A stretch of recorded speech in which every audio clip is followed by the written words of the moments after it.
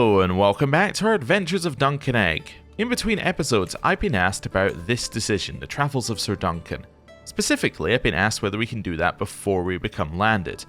And we can, but I don't know if we need to, go right for it. I think we can hold off on this one a little bit. So what this will do is it will unlock lifestyle perks or give us a book artifact. And in return, we have to give 500 gold and 1,500 prestige. I think doing it right away would be a little bit premature because I want to make sure we have the resources to do this and that we can do this at our earliest opportunity, even if we never get to click the travels of Sir Duncan. And the reason for that is that this is temporary, right? We might not always have the opportunity to do the Champion of the Crownlander culture, because a couple of things could change. The culture of the land could change. There's many opportunities for it to change. Like somebody could convert it, there could be a divergent culture, all sorts of things could happen to that. This guy could have his land revoked. Well, actually, it would probably be this guy getting his land revoked that would cause us an issue, which would not be good.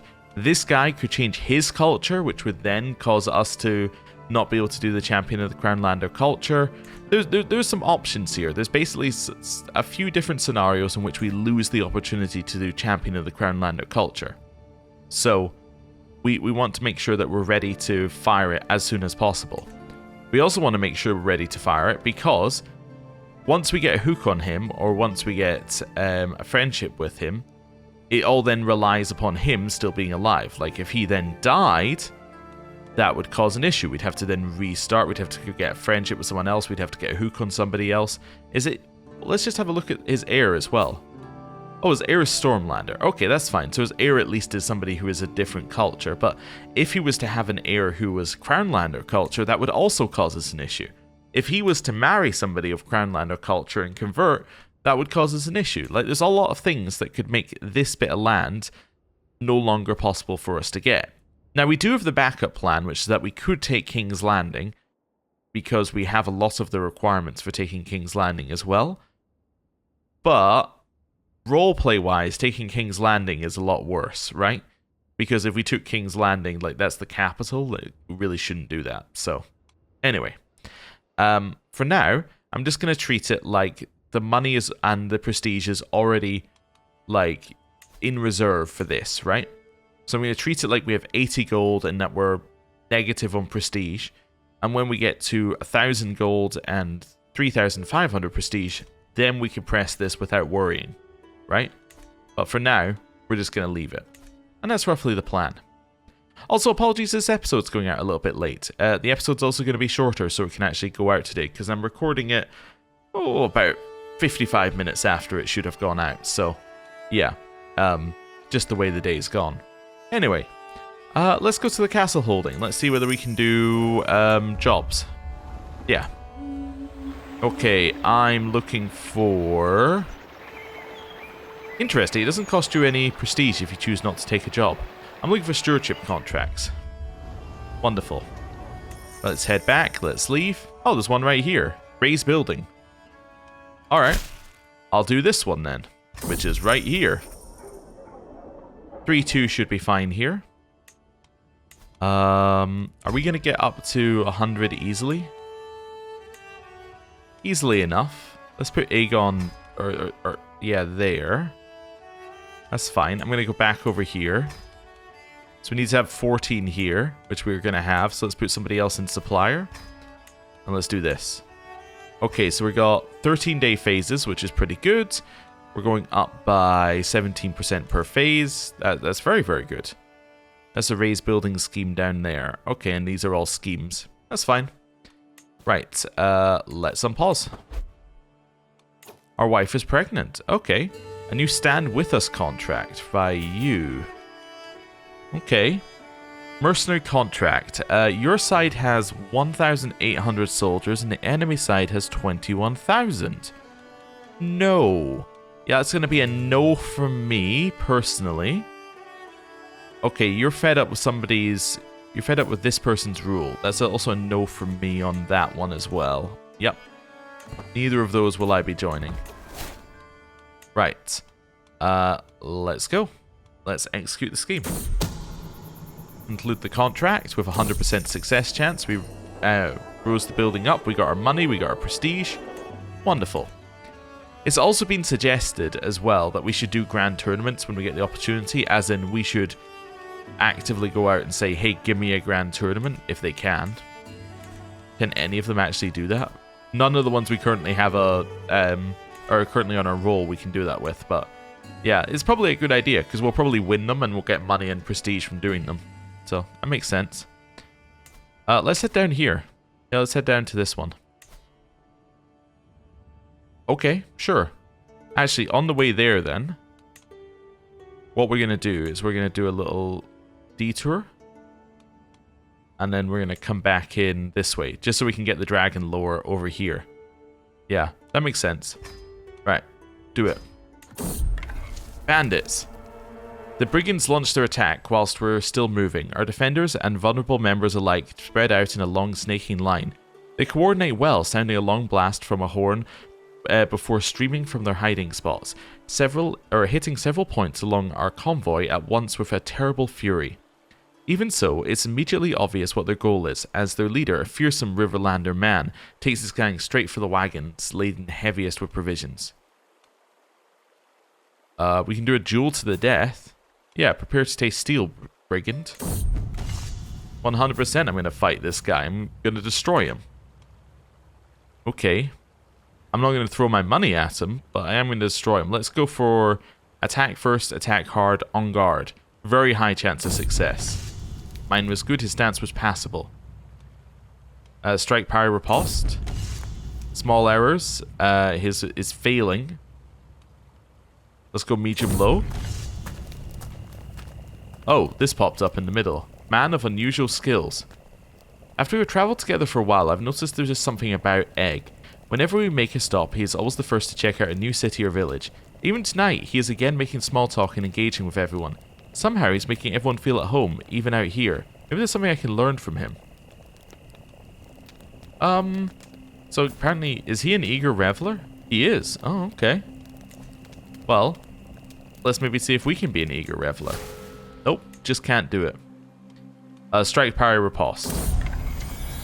Hey! We managed to beat him.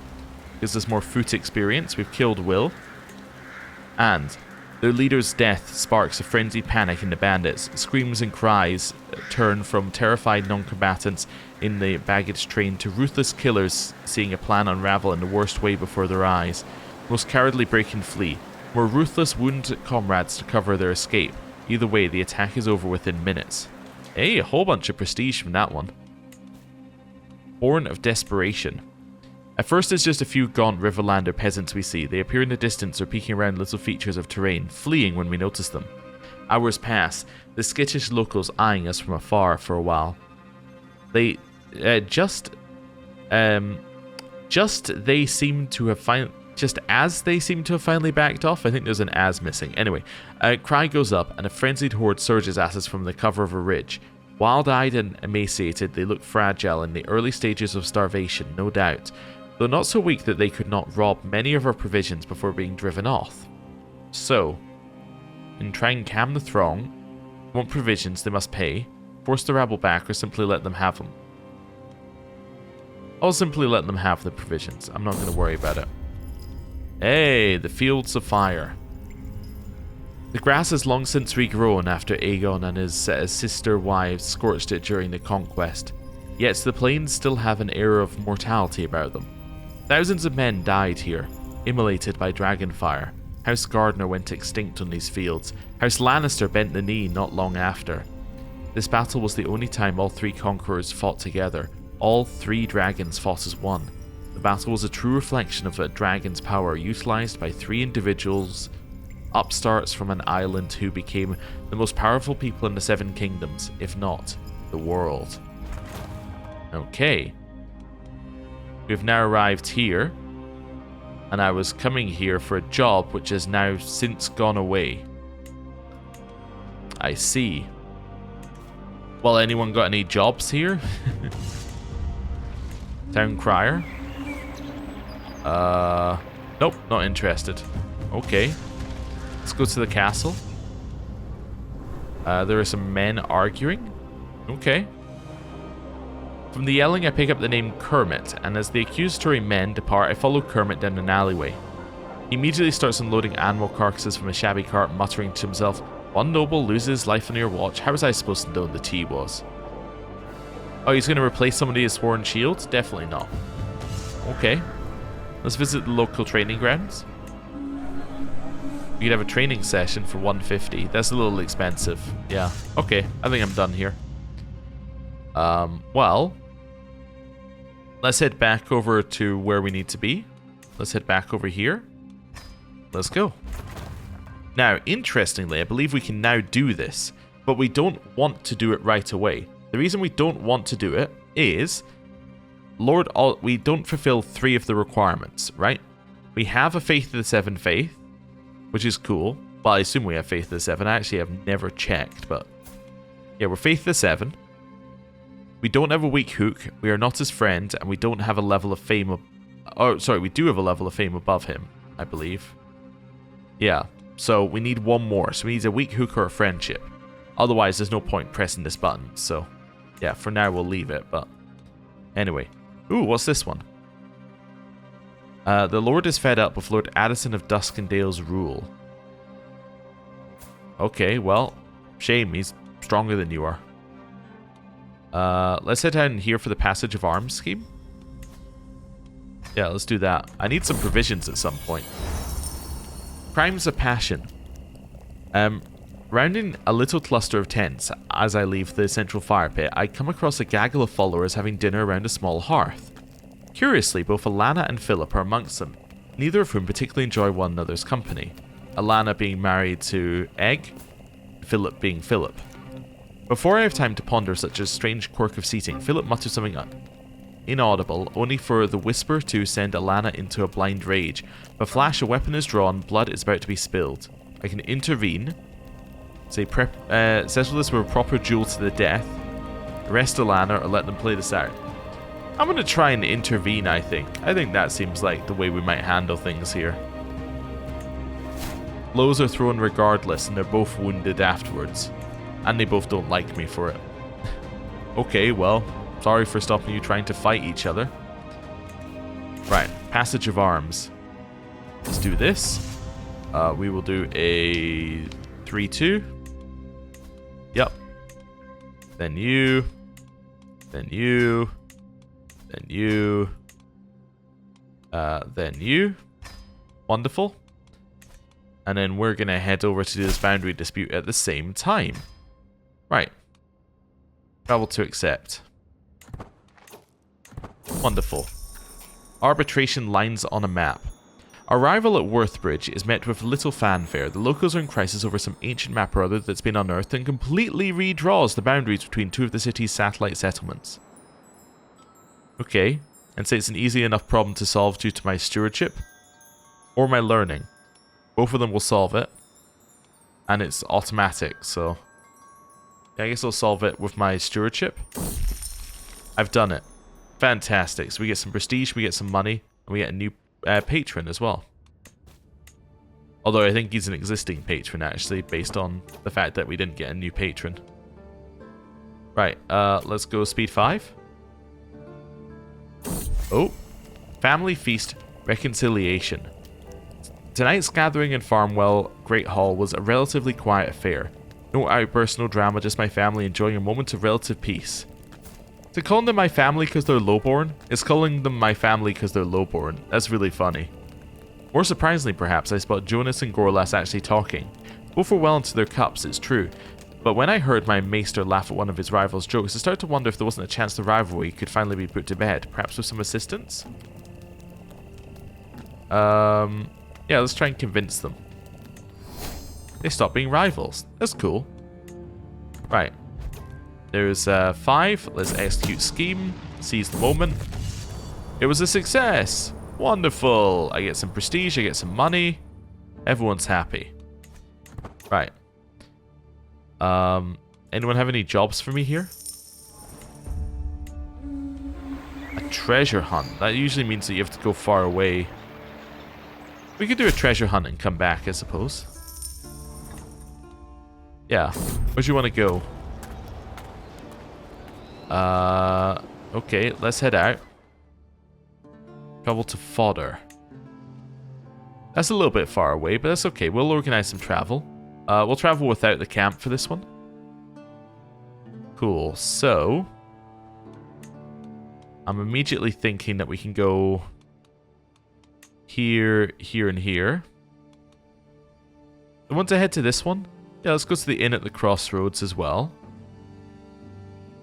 Then we're heading up this way. Thinking of where else we can go here. So I'm happy to go there. Let's maybe go up to Mudgrave. Maybe all the way up to Old Stones. And then cut our way back in. Yeah, this is fine. So I'm going to go to there.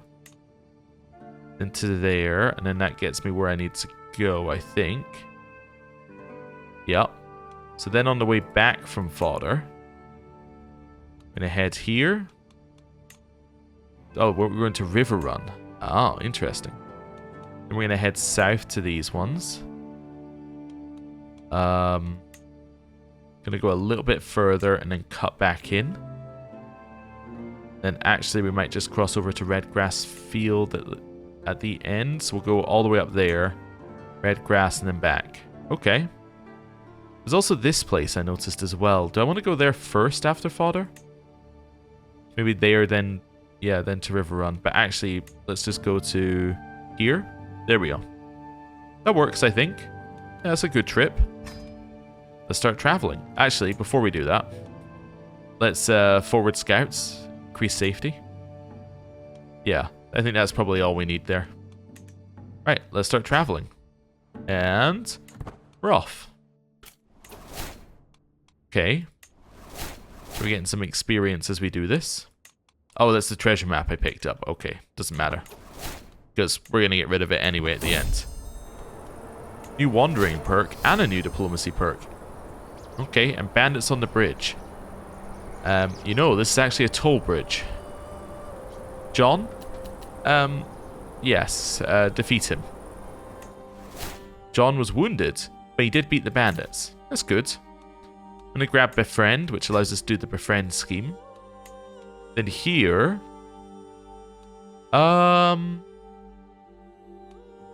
let's do this one. Your fame is increased by 10 for every holding you visit. That's kind of useful. Okay. And then, as well, now I've got the Befriend scheme. Can I befriend you yet? I declare war on you. Okay, but that's actually declaring war on... Oh, he will not join the war. Oh, that's interesting. Oh, due to border wars policy. Oh, because he's a hegemony. So hegemony, it means we would actually be able to just declare war. Ha, interesting. Yeah, so this is a new mechanic added for hegemonies. I think it's only hegemonies. It might be empires as well. It might just be any realm that's large enough. But basically, there's a borders war policy which says that whether they can join any wars. And he would not. Yeah, because it may join any war after 3 years. But he can't join the war at the start. That's interesting. So we could do something like that. Okay, we have a backup plan then. Interesting. Anyway, let's try the friend. So I need him to be not a child. Okay, so we've got like an 8-year way to get that. I don't know whether you can get contracts on people who are children either. But anyway. Where are we going? Because apparently we did not go to Fodder. Maybe we did? A child? Oh, you're definitely not being called Duncan. You're going to be called... AGOT, I suspect. Let me have a look. Just checking the spelling, basically. Yep. Okay. It's a little bit much for a lowborn son, but there you go. And he's comely. Right. Ah. Treasure map. A bird in a hand. We have found the cave. Wonderful. I shall give that to my employer. Gold, you say? How's that for one final treasure? I'm grateful for this golden windfall, dutifully delivered. Go with my thanks. So he pays us money, we lose stress, he leaves our camp, and we get some provisions. Nice. Okay. Danger, this is fine. So, John is not feeling well. I am gonna cure him of pneumonia. I did. Fantastic. And he's my friend now. Wonderful. A Pilgrim's Tale. As we walk through the sept in Seven Trout, I overhear a group of travellers talking quietly to one another. One of them, a man, starts describing and comparing it with his journey to the starry sept. I can't help but listen in on the conversation as he continues going into detail about the fantastic things he saw in Old Town. Looking around, I can only imagine how much better it must be than the dainty sight I see here. So this will get its bonuses if we do a pilgrimage to there. I'm not gonna worry about that. Okay. A quarrelsome lot. I'll have no more of your idiocy, you cocky ogre. Jonah stamps his foot in the mud. You're the one who has whined on this entire journey. Are we there yet? At every crossroads, Philip retorts. This is Jonah and Philip here. I'm going to say, surely you two can make amends. And he did. Okay. One herb for you. This is the chance to get gardener, which of course we will try. Or, sorry, herbalist. Which of course we will try. I got poisonous herbs. Well, that's not going to be too useful for us, but anyway. Right. Keep going. Learning perk. Okay. Let's see here. Might just take wash your hands. Makes it less likely we become ill. It's pretty good.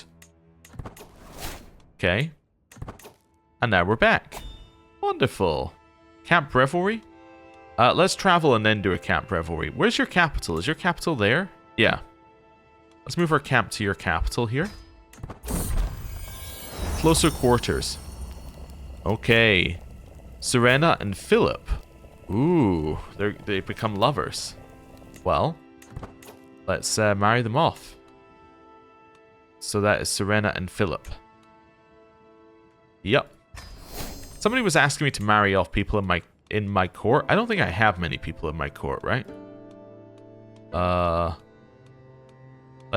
Oh no, I have a few. Yeah, but not that many. Yeah, we're actually marrying them off not too bad a rate. Oh, sorry, I didn't even do unmarried.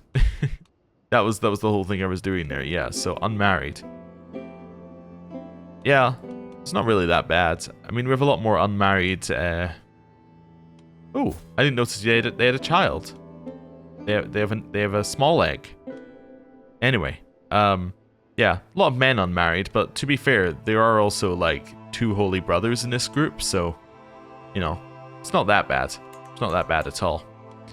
Right, I can ask my head of faith for gold. It's been a while, but we will do. Right, so this is your capital. I just want to confirm. Yeah, and this is the main holding in it. Yep. Okay. Because I was thinking if I hold the camp revelry here, there's a chance we can get something from them. Let's just hold it. Yeah, I was going to do something else, but let's just hold it as well.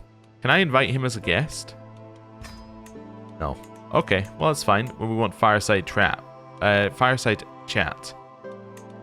So I can't befriend him at all. Yeah, there's no way of inviting him to it. It's fine, let's do fireside chat. Let's go. Alright. Hey. He's giving us some money, that's nice. And now, ready to go. Okay. Wandering off. I don't know where Oswin is. It's been quite some time. You know what? I'll go looking for Oswin. Let's see if we can find him. Oswin had found some berries. Oh, that's nice of Oswin. Fireside chat. Duncan, we finally meet. Allow me to introduce myself. I'm Jane, a jester extraordinaire, once performed for the great King Valar.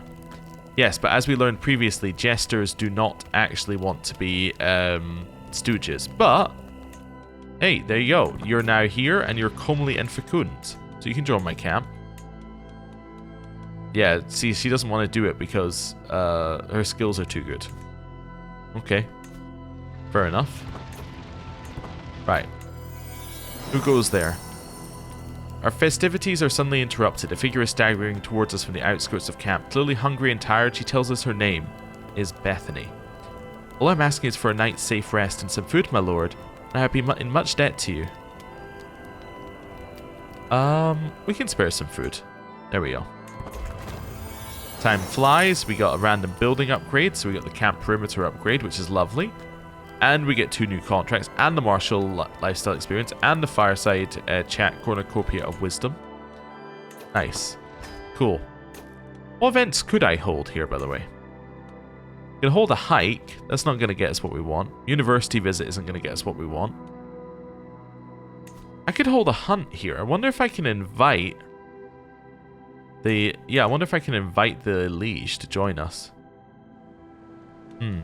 Although he's too young anyway. Yeah, so it doesn't matter. Yeah, I keep trying to find ways to get things to happen here, but anyway, let's go down here and let's do this. It is a prowess scheme.